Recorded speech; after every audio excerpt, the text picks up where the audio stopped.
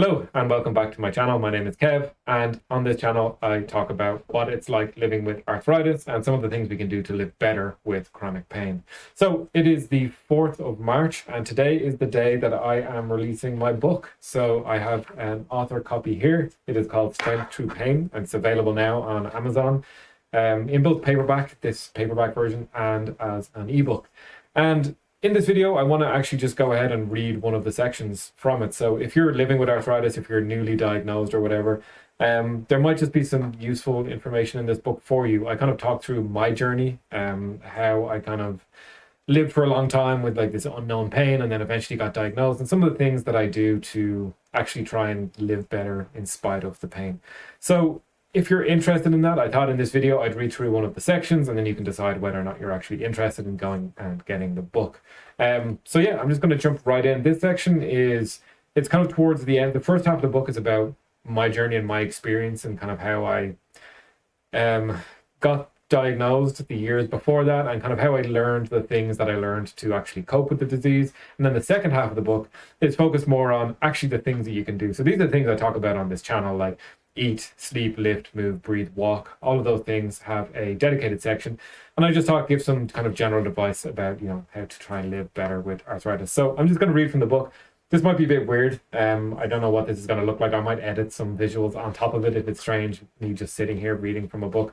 But it's a short section, and this section is about what does arthritis actually feel like. And if you are living with arthritis, or you feel like you might have arthritis but have yet to be diagnosed, this section I think might be interesting to you. It's why I picked this section, because the feeling of the pain, it's something that can be very difficult to describe, and it's going to be different for everyone. So let's just get into the book.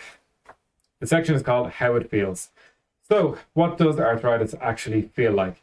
This is a difficult question to answer. Pain is interesting. You can try and describe it, but it's different for everyone.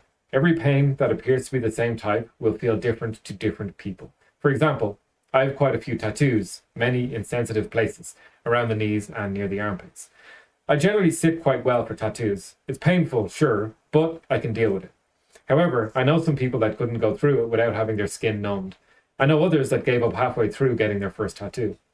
When it comes to arthritis, it's not one type of pain that I feel. The pain tends to move around my body, usually focused on one area at any given time. So this isn't true for everyone. I've spoken to others that feel the effect in multiple joints simultaneously. Now, there is a few little kind of sidebars with information in the book. I'm going to skip over them for the sake of this video. But there is a section here just about pain having a mental and emotional component rather than just a physical component. So I mostly feel pain distinctly in the following areas: lower back, hips, the big toe on my right foot, my ribs, my left wrist, the back left-hand side of my rib cage, and my upper back. I feel it elsewhere too, but these areas are the most predominant, and each one is a little bit different. When it comes to my spine, I like to imagine a spine made of aluminium cans. Each can is full, pressurized, and represents a single vertebra. Between each can is a spongy disc, just like a regular spine. Now, if that's a normal spine, then mine looks a little different, like someone has opened, emptied, and slightly crushed and twisted each of my aluminium vertebrae. If you take a can and grip the top and bottom and then twist it and crush it a little, it will compress and the edges will become jagged. They will no longer be uniform. As the spine moves around, the sharp, jagged edges dig into the surrounding tissue. They have no structural integrity. The whole thing feels weak, as if it could collapse at any moment. The spongy bits in between them have also degraded, so that the cans are rubbing against each other. In my lower back, the pain can be enough to just stop me in my tracks. Like sometimes I go to stand up and just stop halfway, maybe sit back down. It's as if one of the cans is about to tear. It's a pain that I've also described as being like a Chinese burn being performed on your spine. A Chinese burn is a schoolyard trick, something kids used to do when I was in school. You grab someone's forearm with both your hands and twist in opposite directions. It feels like your skin will tear, and it feels horrible. This pain is usually felt during some sort of transition, from sitting to standing or from standing to sitting. If you watch me stand up, you will notice that I usually sit forward to the edge of the chair, get my arms involved, and assume perfect squat form. I don't just stand up. In my upper back, the feeling is similar but less severe. The cans are a little less crushed. The pain is more like pressure. It's blunt rather than sharp. It makes me feel like I have limited range of motion, as though I can't extend that part of my spine. bend it backwards. It is a little less debilitating than the lower back, but it's still pretty unpleasant. In my wrist and big toe, I have a similar sort of feeling. With the inflammatory arthritis, your joints get inflamed and the body can respond by laying down new bone. This can mean that the space between your joints is shrinking and the new bone is being created. This is what is going on in my wrist and toe. I can feel a bump in each. On my toe, it's visible and it can't move as much as it should be able to. I can bend my left big toe back normally, but my right one quickly hits a wall. This pain is a dull pressure kind of pain. You can simulate this by gripping the middle and index finger on your hand and squeezing hard. Squeeze hard enough so that you feel the finger joints pressing against each other. It's not nice. I'll do a little visual aid there. So if you take your two fingers and let's say in your bad hand and take your strong hand and squeeze so that like the knuckles are pressing against each other, that kind of pressure is what it feels like. The rib pain was a surprise to me. I'd never really considered that they were joints too. What sucks about pain here is that it makes breathing hard and painful. Like the lower back, it can be a sharp stabbing pain. If I'm feeling sore here and take a big, deep breath, one that really expands my rib cage, I sometimes feel a sharp pain that forces an exhale, kind of like a punch in the stomach. In fact, I've been talking before and mid-sentence made a weird noise like, huh, as though my ribs said, nope, you're done talking. This one is bad for sleep too. I've woken myself up before by breathing too heavily and triggering this one. It flares up if I sit and lean to one side, putting pressure on the ribcage. And finally, the hips. I've saved the worst for last, the place where I felt that first flare-up. Ever stood on a piece of Lego? Imagine that instead of standing on it, it is inside your hip joint. And if you move your leg in certain ways, the Lego gets wedged between the leg bone and the hip bone and just kind of grinds around in there. It's sharp and painful, and you know it's just sitting there, waiting. You can get in a certain position where it's not sore, but it's still lurking, waiting for you to make one wrong move. When this joint gets bad, it's really bad. Sitting is uncomfortable, standing is uncomfortable, and laying down is uncomfortable.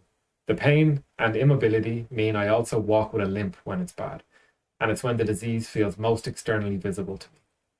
It's just a bad time. I wouldn't recommend it. A bad hip day will usually result in me taking an anti-inflammatory, which I generally try to avoid as much as possible.